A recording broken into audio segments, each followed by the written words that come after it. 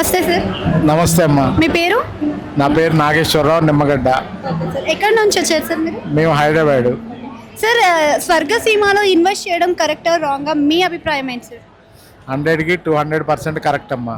ఆ రిసెప్షన్ ఏమైనా ఇన్వెస్ట్ చేశారా సార్ ఇక్కడ? చేసాం. అమ్మేలో ఒక ఫ్లాట్ తీసుకున్నాం. సో అది వర్తబుల్ అయిందా, అంటే డెవలప్ అయిందంటారా సార్? డెవలప్ అయింది. ఇది కూడా ఆ ప్రాసెస్లోనే ఉందని మాకు అర్థమైంది. అదే నమ్మకం మనకి. ఇప్పుడు ఏమైనా తీసుకుంటున్నారా సార్? ఇప్పుడు ఒకటి తీసుకుంటున్నాము. కాస్ట్ పరంగా కానీ కంపారిటివ్లీ వేరే వెంచర్స్తో కంపేర్ చేస్తే మీకు ఎలా అనిపించింది సార్? బాగుంది. ఇక్కడ ఏంటంటే బ్రోకర్స్ లేరు మెయిన్. ఆ బ్రోకర్స్కి ఇచ్చేది కూడా కస్టమర్స్కి ఇవ్వాలని చంద్రశేఖరరావు గారిది చాలా మంచి మోటో ఎయిమ్ అది. చంద్రశేఖర్ సార్ రిసీవింగ్ కానీ అలా అంతా ఎలా అనిపించింది? వెరీ నైస్ అమ్మా. ఆయన చూస్తే ఒక రిలేటివ్ని చూసినట్టుంది, ఒక బ్రదర్ని చూసిన ఫీల్ వచ్చింది. ఆయన ఏదో ఎండి అలా కూడా లేరు, కలిసిపోతున్నారు అందరితో చాలా చక్కగా. ఆయన యాడ్స్, సిబ్బంది, రిసెప్షన్ వల్ల మేము రాగలిగాము ఇక్కడికి. మెయిన్ ఈ కాస్ట్లో అవన్నీ పక్కన పెడితే చాలా ఉంటాయి కదా మేడం, ఇట్లాంటి వెంచర్స్ రియల్ ఎస్టేట్ లో చాలా కనిపిస్తూ ఉంటాయి.